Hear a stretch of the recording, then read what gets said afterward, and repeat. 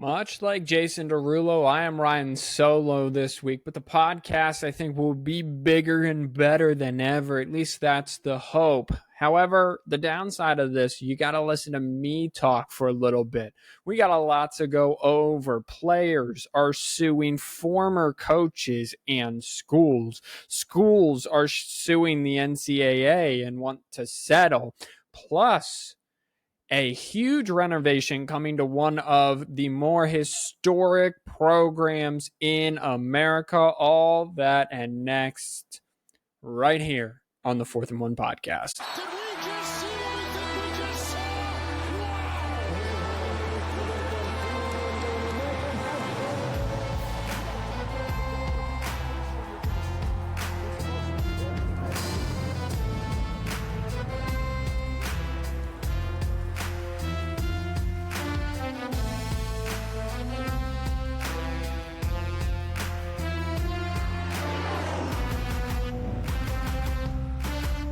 Hello, everyone. Welcome. It is Captain Boring here, riding solo like Jason Derulo for another brand new episode of the Fourth and One podcast. Listen, Simeon was out, and then because Simeon was out, Robert wasn't really anticipating me doing it.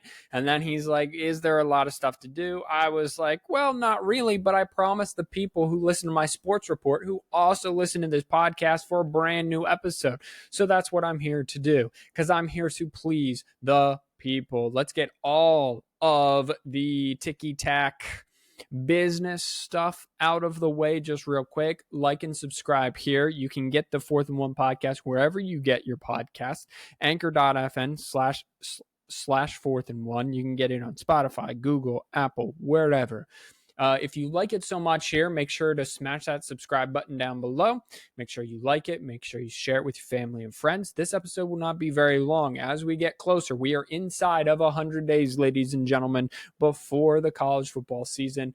I am very excited about it. So let's just, roll right into things and start. You can follow me on Twitch, Captain Boring 11. So go follow me on Twitch.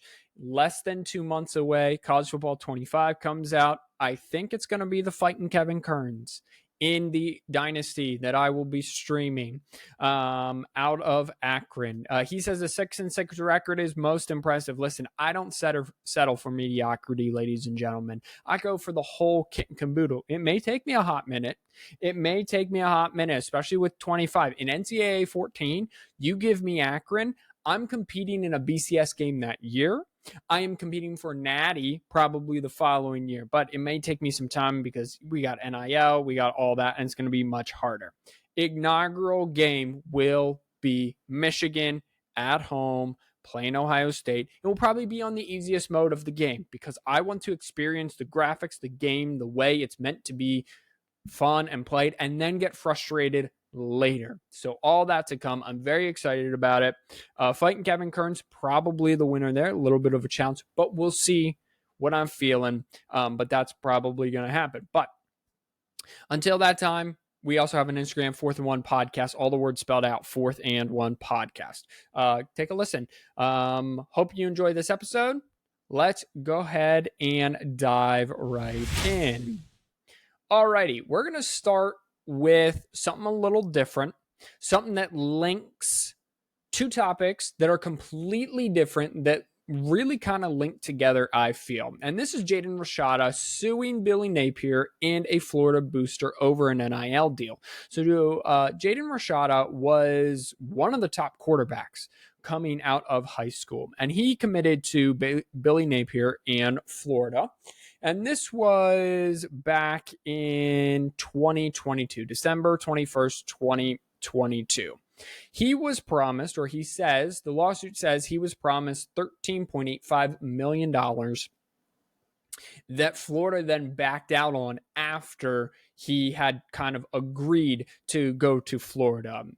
He says he's suing Napier because less than Napier promised the player's father $1 million as a, quote, partial payment upon signing. Rashada signed never received the $1 million, and the boosters never fulfilled their end of the deal. If you remember, I think we talked about this, a Sports Report podcast, something, back when this happened. Rashada signed in December, found out there wasn't $13.85 million and quickly backed out, went to Arizona State. And now I'm not quite, I don't think he's no longer at Arizona State. I'm looking that up right now. He is at Georgia. So he's over at Georgia now, kind of giving them a little bit of depth behind Carson Beck. We talked about this at the time, saying that this was what was wrong when there's no governance over a sport, when it then goes to move into the future, or let's just call it what it is, present day, that there were going to be hiccups, there were going to be malpractice, if you will, along the way. By signing with Florida, Rashada turned away from prior commitments with the University of Miami and a promise there of $9.5 million. The lawsuit states, with a portion of damages Rashada is claiming. It alleges counts pertaining to fraud, negligence, and interference with a business contract. One source of the promised $13.85 million was Hugh Hathcock, and names on a building 8-figure donor to the Georgia Athletics. Hathcock is also a defendant in a lawsuit along with his Destin, Florida auto dealership, Velocity Automotive. So it sounds like this guy kind of likes to be sued, I guess. Here's the deal. I'm going to, by then the verbal commitment Rashada gave to University of Miami and the offer of $9.5 million, which was widely reported by the media at the time, was gone. According to the filing, Florida's pressure campaign came back with an offer of $13.85 million over 4 years, $5.35 from Hathcock, including a $500 million quote signing bonus. This is about the way everyone expected this to go. I'm just gonna guess, Jaden, Rashada, that the $9.5 million from the University of Miami never existed, and that's what you're finding out. And there is a pod, and on the Paul Feinbaum show, he had a coach on that says there's no governing, and kids are just going wherever because they're promised $1, $2, $3 million, $500,000, whatever it is, and then they get to that place and realize the money isn't real, or that the money is real, but in order to get the money, they have to do some massive amount of off-campus something or the other that's going to take away from either football and classes. And let's not forget about the classes that play into this. Sorry, that was an awkward moment to pause, but I was really thirsty, so I do apologize. The Athletic reported last year it reviewed a copy of the contract and noted that after the $500,000 payment, Rashada would receive $250,000 monthly payments as a freshman. The installments would increase his sophomore and junior year and end with the $195,833.33 monthly payments his senior year, as long as he fulfilled certain promotional and social media obligations. So this sounds like a full-blown contract. Whether anyone signed pen to paper, whether it was a verbal agreement, I'll let the lawyers hash that out. I'm not sure. My big takeaway from this is what I said about the coach that was on the Paul Feinbaum show that also said this, is that these kids without governing bodies are going to get screwed over. Without a college football players association, these kids are going to get screwed over. Even with a college football players association, you have to then have people that the players trust. And the hard thing about having a college football players association is that kids are only in college for 3 or 4 or maximum 4 years at a time. Now, as I say that 4 years, we have a tight end that's going to the University of Oregon that's on his 9th year or whatever. Stetson Bennett played 7 years in college, never graduated with a degree. You've got to be kidding me, right? They need to cut that down. It's got to be 4 years. We are heading into a time of shared revenue, and I will get to that in just a minute. But this is more... I wanted to talk about this because this is going to happen more and more. And you're never going to hear about this until about 5 years after the incident happens. There's going to be a 30 for 30 documentary or some sort of documentary, because there's a documentary for everything now. Just like there's a podcast for everything now. LOL. Love irony there. That you're going to find out the kids are just being swindled out of millions and millions of dollars, or not even swindled out of the money. Find out, promise to go somewhere, then find out it never existed. And I am 29, so I would like to think, a little more mature than some of these kids going in. And I've never had to deal with this. I've never had to deal with the fame of being a highly touted prospect coming out of high school. I've never had to deal with the fame of being a #1 podcaster on the internet. I've never had the fame of even being top 1 million in the world in streaming or anything like that. But I don't want these kids to cry wolf. This is your wake-up call, gentlemen. This Jaden Rashada, the thing you're hearing from elsewhere, you need to review contracts. You need to learn that it's not always grass is always green on the other side. I want to back that up by saying you need to do you, and you need to find the situation that is perfect for you, and you need to get yours if everything lines up. But you need to do your homework. You can't just be seeing all these zeros that follow a certain set of numbers and think it's all sunshine and rainbows, and none of that takes hard work, because everything's going to take hard work. We need to protect these kids. We need to protect the schooling, because the greatest asset we can give these kids is a college degree. Right, wrong, or indifferent, a college degree still means something in society. A college degree will still get you indoors. A college degree from a prestigious Division I college will shoot your resume to the top of the list depending on the job you're applying for. We need to protect the schooling, the academic side of the student athletes, but then we need to protect the athlete, specifically the marketable athlete of these kids. And not everyone has great parents like I do, who would have sat down, looked over a contract and said, no, this is all BS. You may not sign this at all. Or if you want this money, you got to change this, this, this, and this. Or have parents who are financially stable enough, let's go with that, to be able to pay for a lawyer, to have them read over all the lawyer jargon. A lot of these kids, I think it's fair to say that over 50% of these kids who play Division I football probably come from a little bit on the lower family income side. So they're not going to have all of the things and the fortunes I had growing up. So we need to do a better job at protecting them. Again, I don't think it's a player association, because a player association takes players. Okay, well, you're still taking the age group of 18 to 22. So then what is my solution? We need college, I don't know what the word is, but college royalty to come in and fight for these kids.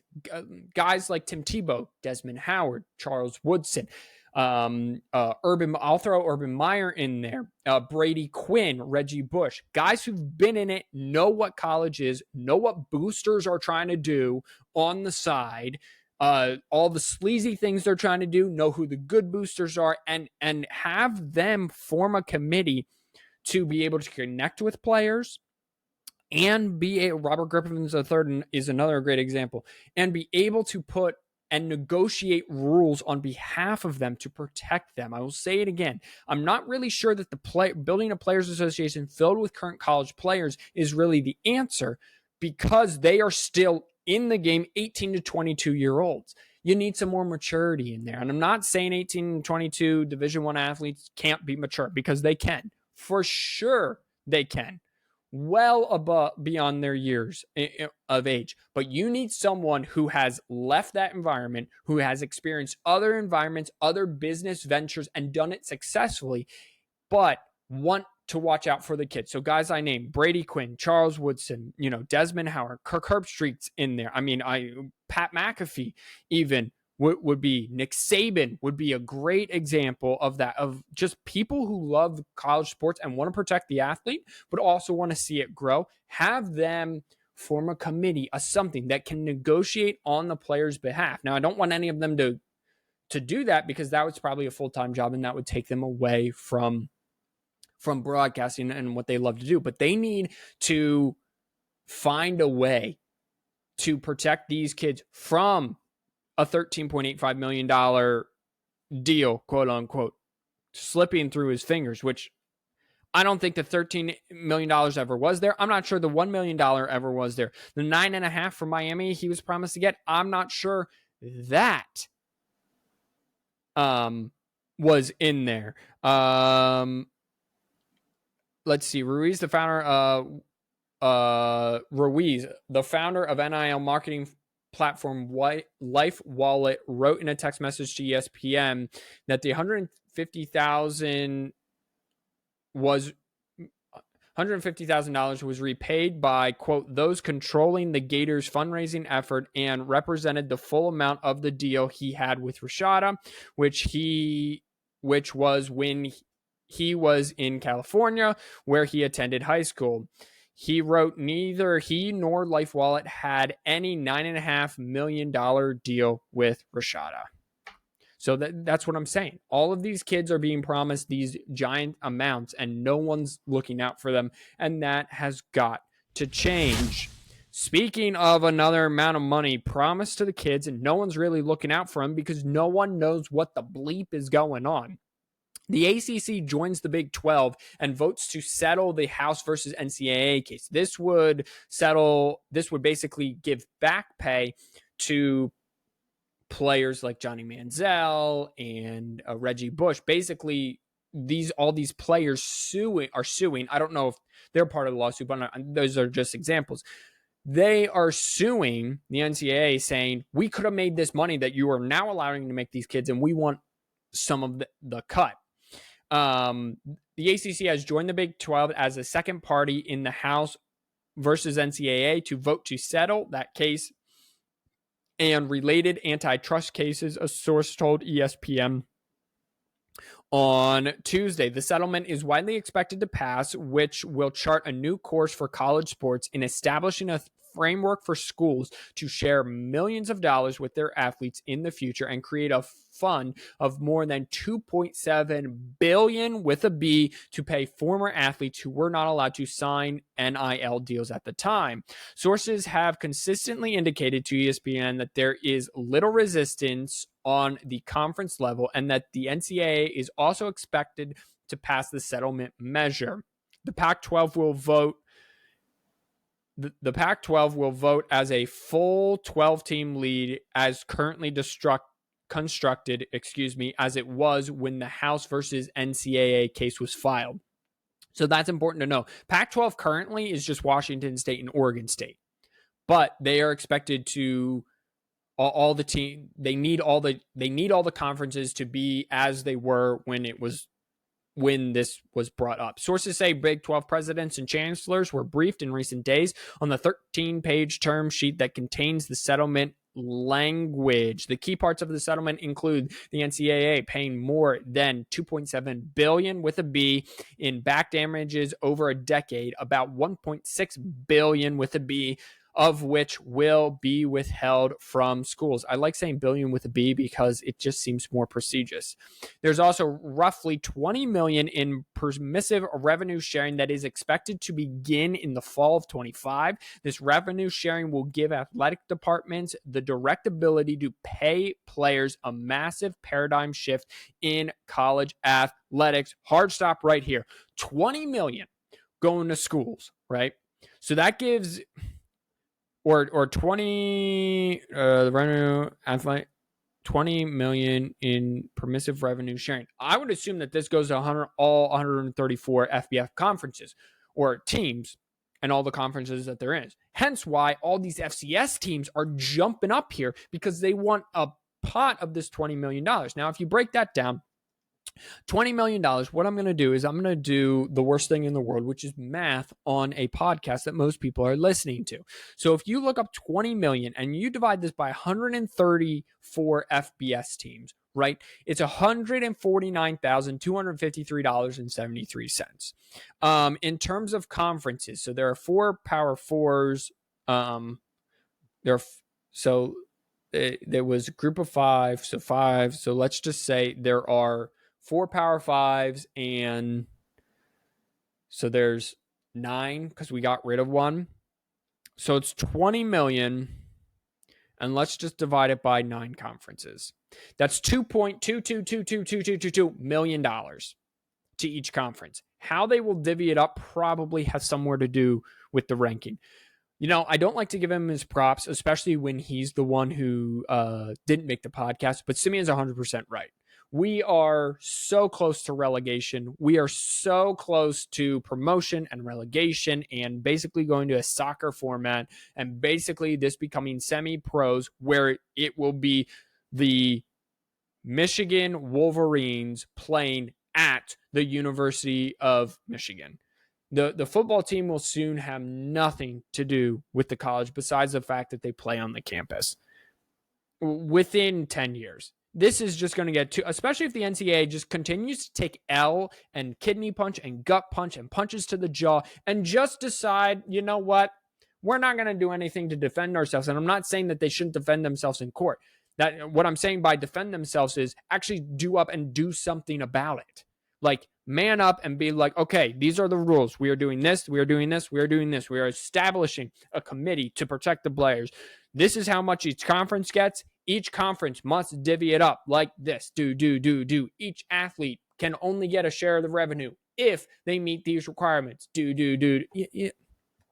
And it's just not going to happen. So we are so close to conferences governing everything, or the college football playoff becoming basically the header of which college football is played under, and then the conferences just doing whatever they want. So it's not a lot of money.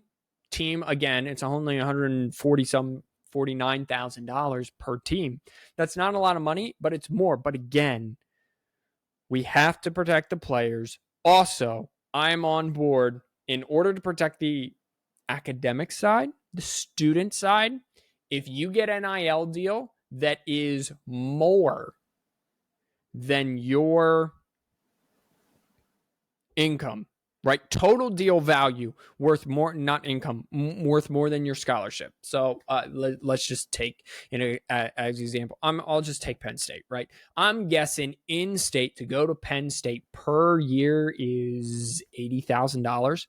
So if you sign an NIL deal that gives you a car, which is worth $30,000, some autographs, which is worth another 30, some pictures, which is worth 100,000, whatever it is, right?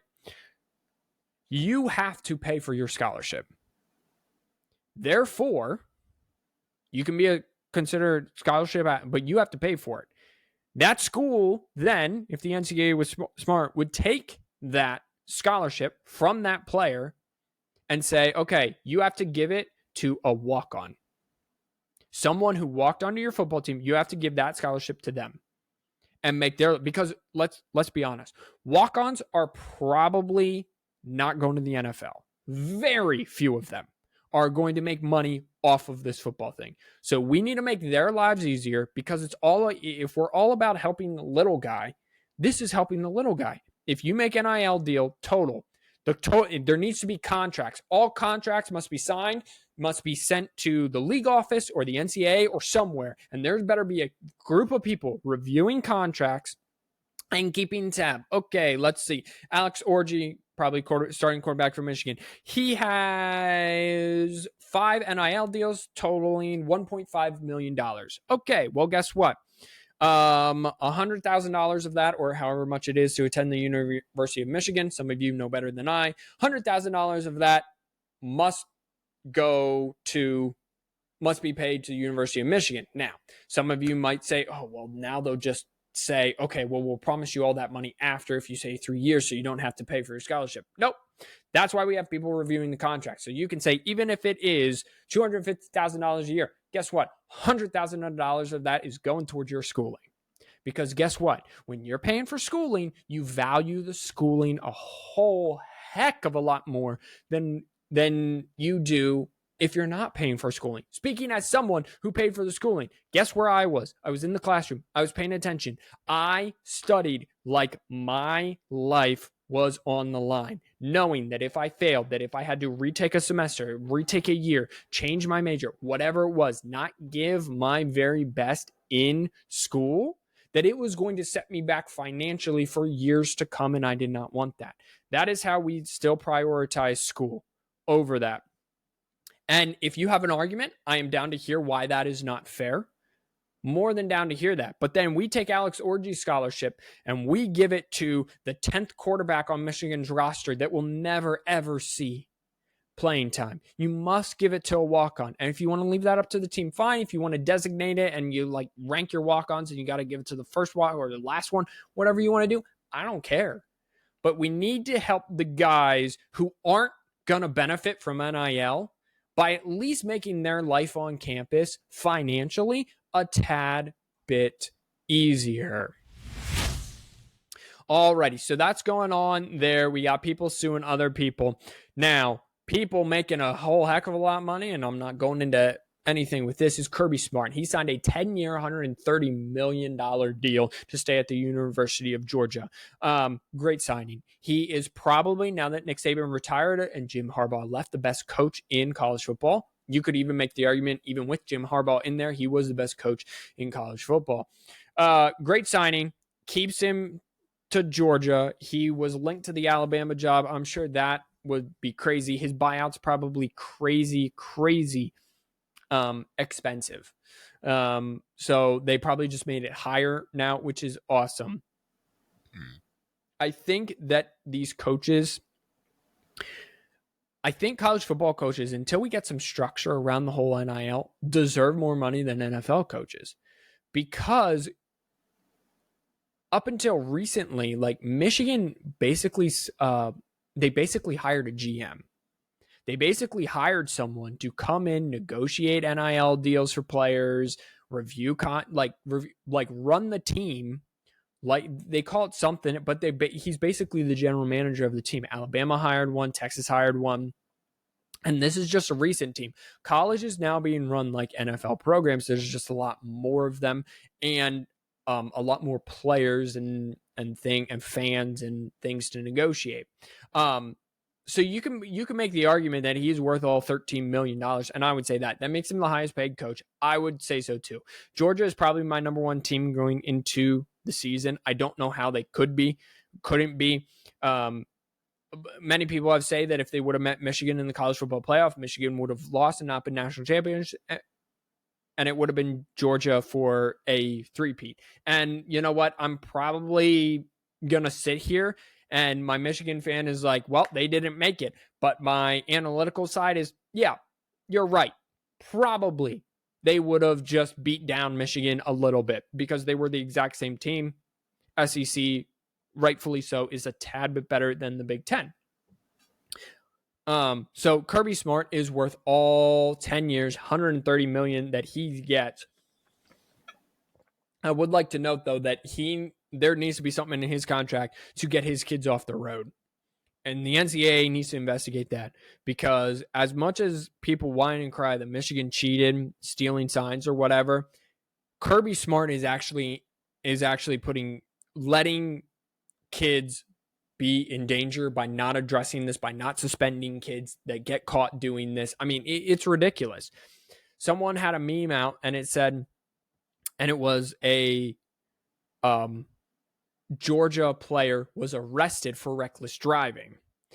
And the description was he went down a one-way street and then didn't stop when he knew it. So he went down a one-way street, and so he was arrested for reckless driving. And someone said, well, at least he wasn't drinking or racing cars and driving.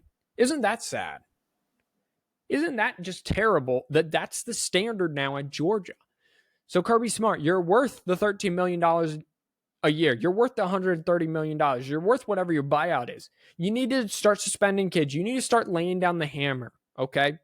And I know the boosters won't be happy when you suspend a kid and then he leaves for a school that says we won't punish you and we'll give you more NIL. But guess what? We are shaping the lives of young men. Let's try to be better even if they don't like it. It's called, from what I'm told, being a parent. However, I have no experience with that. However, I am in management, so they say that's like having a kid. That's what I'm told anyway. Let's go on to the next thing. The CW has saved the day for Oregon State and Washington State and their home games. They will broadcast 11 home games combined between them for Oregon State, Washington State. The other two networks will be Fox and I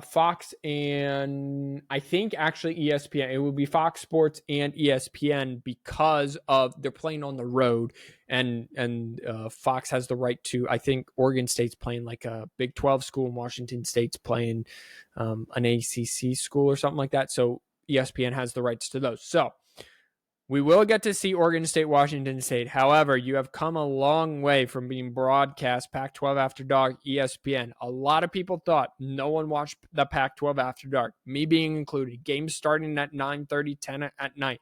I get to halftime, and it is 12:30 in the morning, and I just got done watching 12 hours, and you expect me to stay up till 2 in the morning? I got church in the morning. I can't do it.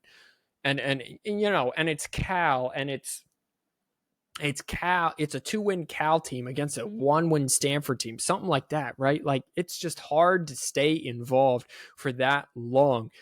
You really thought no one watched you Pac-12 After Dark on ESPN? No one's really going to watch you on the CW.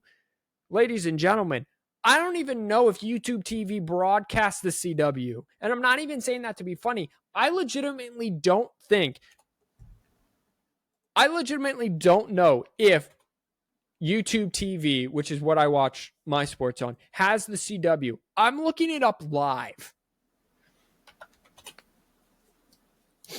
All right. We have the CW. YouTube TV has the CW. I honestly didn't know the CW existed on YouTube. I only thought it was like an antenna channel because that was the channel that we got with the antenna. It was one of the 4 we got. Man, those were crazy times. Wasn't it crazy before streaming, before cable, before high-speed internet? I have this x-ray tech at work. She's 24, I want to say. 25, so 24 to 26. And we were talking about internet and how it was crazy. And then we got on the conversation to dial up, right? And I'm just like, and you guys remember how like dial up, you know, you couldn't use a phone at the same time, you know, and we're all laughing and having a good time. And I wanted to bring, she was a new employee at the time, and I wanted to bring her in to conversation. So I look over and I go, yeah, wasn't dial-up crazy? And she goes, I have no idea what you're talking about. And I looked at her, I'm like, you're not that much younger than me. How do you have no idea what dial-up is? Like, and she's like, I don't know. Like, what do you mean dial-up? Like the internet that went,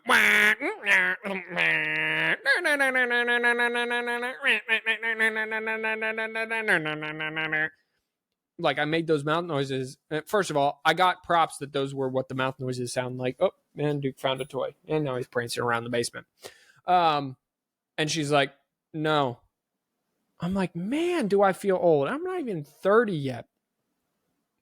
I don't know where I was going with that conversation because I completely lost track. So we're just going to end it there, and we're going to move on to Cormani McClain. Cormani McClain was the number 1 corner coming out of high school in the 2023 class. So last year's class, he was a true freshman at Colorado. Hi, buddy. What's going on? Yep. Great. Wonderful. He committed to Colorado. He was originally committed to Florida State. And then he flipped when Deion took the Colorado job, and Colorado on signing day flipped Cormani McClain to Colorado. he didn't see a lot of playing time as a true freshman. And so he decided he was angry. Deion put him on blast, spoke publicly that he wasn't going to class, that he wasn't working hard and doing all this stuff. During the season, after the season, put him on blast a few times. And then Monty McClain up and transfers to now Billy Napier and Florida. This has nothing to do with NIL. I'm sure NIL had something to do with it, but that's not where I'm going with this. This is more related to Deion in Colorado. So Deion gets there 2023 and says, most of you better hit the transfer portal because I got the starting quarterback, I got the starting corner coming in, I got a starting safety, my two basically playing favorites. So most of you better get out your 1-1 football team. You all suck. Not in so many words, but that's what he said. So he roster turnover, he had like 40 some transfers in, basically turned over 70 transfers out, 40 transfer, whatever it was, right? He then had a 60% roster turnover again this year, one of them being Cormani McClain. Everybody leaving the program, not last year, but this year, everybody leaving the program has said the exact same thing, almost to a T. I want to go to a program that's about development and not about clicks. I want to go to a program that's about development and about clicks. I didn't feel at home here. I felt belittled. I felt put on blast all the time. I want to go somewhere that's going to develop me and that feels like home. I want to go somewhere that develop me and that feels like home. And then to top this all off, so Cormani transfers, a lower level safety transfers and says, I want to go somewhere that doesn't put me on blast when I do something wrong to the media. I want to go somewhere that develops me. I want just a better environment to play football in. So then Shedeur Sanders, the quarterback, Deion's son, responds to this player and go on Twitter, X, whatever you want to call it, and goes, I don't even know who you are. You must be mid. And then that player responds to, you never even took the time to get to know me. How do you even know that anything about my game? And then that player's friend got involved, and then Shedeur got involved. And then Deion replies to, so Shedeur went and found the friend of the guy who transferred, his stats, and put them up, and put them up as a reply, as like a burn. Then Deion replied, LOL, my son going to the league. Where are you going? Reply, the head coach of a Division I program who's supposed to be in charge, clapping back at 18-year-old, 19-year-old, 20-year-old kids on Twitter, to which then that kid actually had the best burn. Comments back, post Shiloh, the safety for Colorado, another one of Deion's son, his stats, and said, I had better stats than your son who starts for you at Colorado on a Colorado defense that was absolute garbage, if I may. And that's putting it lightly. It was more like a hot dumpster fire. And my big takeaway was one tweet back where Deion got involved. Deion, what are you doing? And I know that Deion's going to say that I'm Coach Prime, and that's what parents send their kids to Coach Prime. You talk about shaping young men, but then you clap back on Twitter and you can say, well, I was just defending my son. Doesn't matter. I don't care if you're defending your son. It's on Twitter. Now, if someone was attacking his son physically in person and you run over and you punch someone in the face, okay, now I'm on your side. You're on Twitter, my dude. What are you doing? Coach a football team to have a better record than 4-8, to actually be able to win a single conference game. And in the other four games that you played, you beat a TCU squad that I called was going to get upset, and you only beat them because they fumbled in the end zone. You beat a Colorado State team who you almost lost to. And then you beat two very lackluster out-of-conference opponents as well, one of them being an FCS. Right now, the Deion Sanders experiment is an absolute atrocity. And people should sue, the students, the faculty, the boosters should sue Deion Sanders for being terrible at his job as of this moment, as of May 22nd, 2024. And I don't care, give me some time, blah, blah, blah, blah. No, when you talk big game, big expectations follow. With great power comes great responsibility. And if you want to talk the talk, you walk the walk. Deion Sanders, in my mind, if he has another season like he did last year, starts off hot, fades down the stretch, he's out of a job. If he starts off 0-4, which is extremely doable, and I'm pulling up the schedule right now because it does no one any good. It's actually a front page headline on ESPN. Colorado's turmoil. Excuse me, I can't talk. I should have just read this, December 5th. Oh my God, I should have just read this whole timeline thing because it just sums up everything perfect. It basically, I already summed it up for you, but that would have done a much better job than me just babbling at you. So let me find Colorado's schedule. So here is Colorado Buffalo. Here's their schedule. North Dakota State. Let me remind everyone, North Dakota State is one of the greatest FCS teams of all time. They won 7 straight championships at one point. Then you go to Nebraska. That was another team that they beat last year, Nebraska.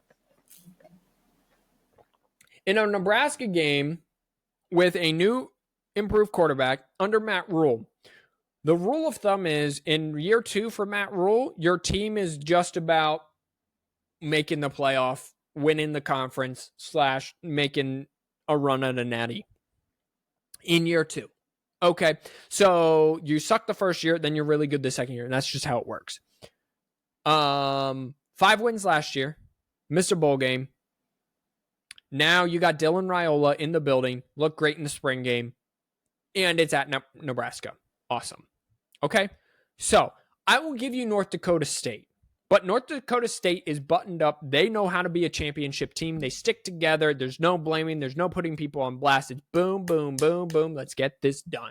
Okay? Then you go to Nebraska at Lincoln, 7:30 p.m. That'll be an exciting game.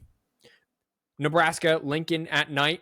The stadium, Memorial Stadium, becomes the biggest city in Nebraska, 3rd largest city in Nebraska, something like that, with all fans in it by population. Okay. I'm going to mark you down for loss. Then you go to Colorado State, your arch rival, and a team you pissed off last year just by existing and by beating them barely, but then saying you go to Colorado State. I'll give you that one. Okay, so you're looking at a 2-1 start. However, it could be 0-3. I'm not kidding you. North Dakota State could beat you at home, and if that happens, that fire gets turned up all the way on Coach Prime's seat. Then you're at home after 2 straight road games, Baylor. Baylor plays big boy football. Baylor was terrible last year. Baylor probably bounces back. Toss-up game. Either way. For sake of argument, I will give you Baylor. Okay? So you're looking at, let's just call a 2-2 start at best. 3-1 start at best. Then you go to UCF, a well-coached football team. That's probably an L. Then you are at home against a Kansas State team where all they do is pound the rock and play great defense. That's an L. All right, all of a sudden you're 3-3. At Arizona, they lost Jed Fish, but that offense is high and mighty. I'll give you a win. You're 4-3. Versus Cincinnati, 5-3. Texas Tech, at Texas Tech, that's an L. 5-4. Home versus Utah, big time L. 5-5. At Kansas isn't a laughingstock anymore. 5-6. Finish up with Mike Gundy and Oklahoma State at home. You're 5-7. You're one game better. And now you're losing Shadur Sanders to the draft. You're losing Travis Hunter to the draft. And you haven't been showed to bring in recruits and keep recruits. You have had no sign of development. Even at Jackson State, show me the development. None.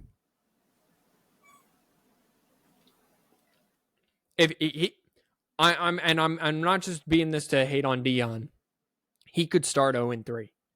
If he starts 0-3, I don't know how he doesn't have a job. That middle of the schedule, Baylor, UCF, Arizona, Cincinnati, especially the weeks right after Kansas State, Arizona, Cincinnati, Texas Tech.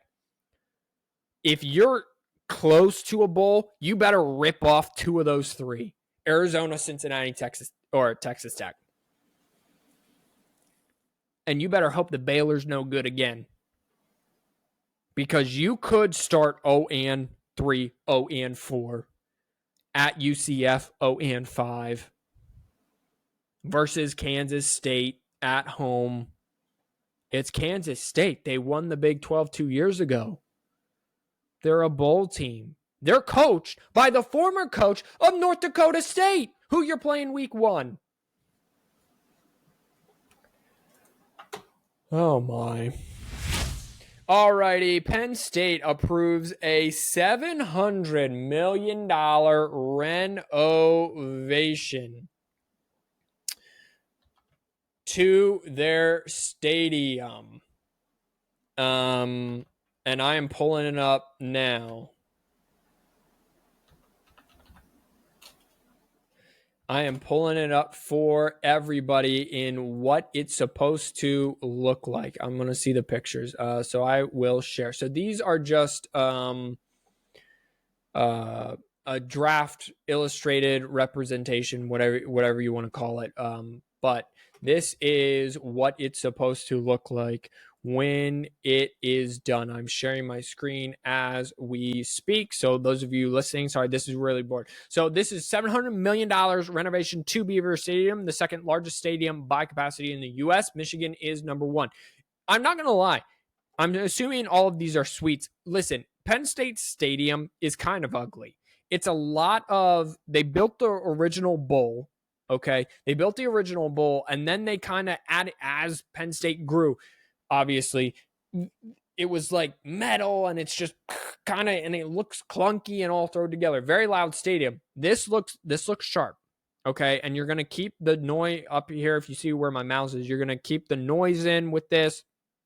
You're going to put some suites in. You're going to make it look nice. I'm 100%. Construction is already underway on $70 million worth of renovations, originally approved in January of 2024. The larger project will take place over the next 3 football seasons and will offer improved seating options, concessions, and new community welcome center. So good it looks good. It looks good. I hope that they keep the integrity, the loudness of the stadium. Why I hate that especially at night, especially if Michigan goes there at night. I love the atmosphere of college football and how loud that stadium gets. Granted, I've been to Maryland, I've been to Rutgers, I've been to Michigan Stadium, and I've been to Penn State. Out of all of those, Penn State's the loudest. Michigan is making a lot of improvements. I'm very anxious to get back there. They put 2 new massive scoreboards in, and I wonder if it's able to keep the noise in a little more. Speaking of Michigan Stadium, they are selling alcohol, which they haven't done before. They are now selling alcohol inside the stadium. On game day. Expected to start August 31st, 2024. That's when they take on Fresno State.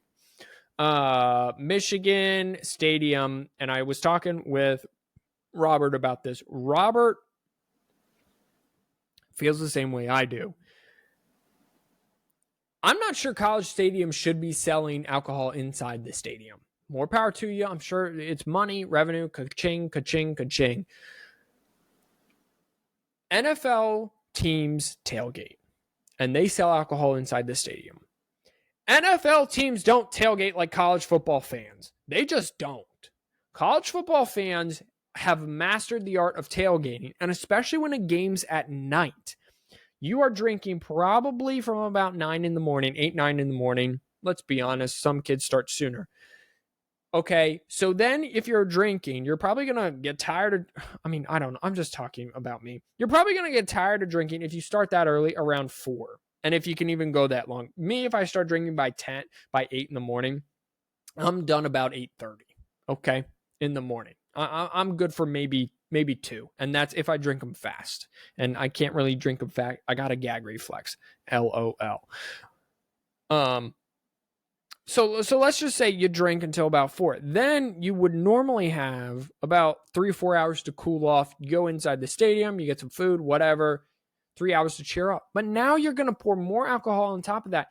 Things can get rowdy. You've seen Ole Miss, Tennessee, SEC schools, teams that when calls don't go their way, now we're throwing stuff. Now there are beer bottles, cans, and at Michigan Stadium, it's one way in, one way out. It's for the players. It's not like we're making quick exits if something were to happen. As much as I love Michigan Stadium, you walk in and you walk down, which is awesome, right? Because most of it's below the level of, it's below ground level. Most of the stadium's below ground level. But like, if something happens at the top, to walk all the way back up for people throwing stuff at you, and I just think it's a bad mix. I really liked the non-alcoholic option. Now, will they increase security? Will increase revenue, jobs, whatever? Yes, that's all great.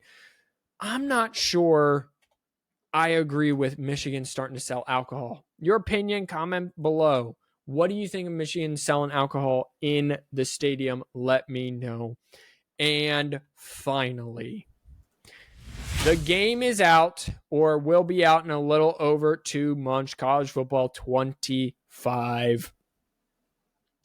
It has been revealed. And what I'm going to do is I'm going to talk about it a little bit. I'm going to play the trailer and talk about it. Trailer probably won't have any sound. If you want sound, go listen to it like on YouTube. Just type in college football 25. It is no longer called NCAA football.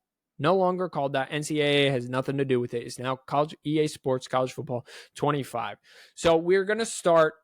The first thing that pops off to me, the graphics. Everyone says that the graphics are way better than Madden. They're the exact same as Madden. Okay, when Madden releases its trailer for every single year, it looks the exact same. What I'm noticing with this trailer is they've done a great job at putting traditions in there. Florida's always touching the Gator head. We got the win bar for LSU. We got the EA Sports logo. We got the flyovers in games. I'm sure that's going to be in there. Texas walking out of the horn. The graphics looks amazing. That's Laramie, Wyoming, touching that. The hill at Clemson going to run down, the 12th man. They also did the fans as Bevo. They just did a really great job paying attention to the traditions of college football. The whiteout at Penn State, Penn State players linking arms, Notre Dame running down the hill in Death Valley at Clemson. Madden is about the gameplay, and old versions about in NCAA, as there's Donovan Edwards, Kyle McCord, were about gameplay, and that's fine. There's the Iowa wave. I don't know if you caught that. Just real quick here. After the spin move, Iowa wave. That was Iowa waving there to the Children's Hospital. Here's the Penn State drumline leader. I would assume that's who it is doing the flips. What makes college football so great is the tradition. And so what they did is they brought that in. Now, the passing mechanics are supposed to be better. The game's supposed to play faster. There's Army running the triple option, Georgia player putting on a sick. But the duck riding the motorcycle out, that was nowhere near. And I just feel like I'm going to be able to get a college football game for a college football fan. Here's Jalen Milroe, who wasn't a cover athlete. There's Travis Hunter, who is a cover athlete. Michigan, LSU. Like, it just looks fantastic. And again, all these like trophies and things that you're seeing being held up are in fact rivalry things that the latest game 14 again I get 11 years ago didn't have. So I'm just very excited about it. It looks like they paid a lot of attention to it. They got real in-game sound, so you'll have real in-game cheers that they do. You'll have live audio of the bands playing from in-game. I just think so far they knocked it out of the park. I cannot wait to get it. So that is where we are at. That is where we will leave you, everyone. Thank you, everyone, for being here. This has been another rendition of the 4th and 1 podcast. That is far too loud inside my ear, so I'm going to turn that down a little bit. Until next time, wash your hands, you filthy animals, and we'll see you whenever we see you.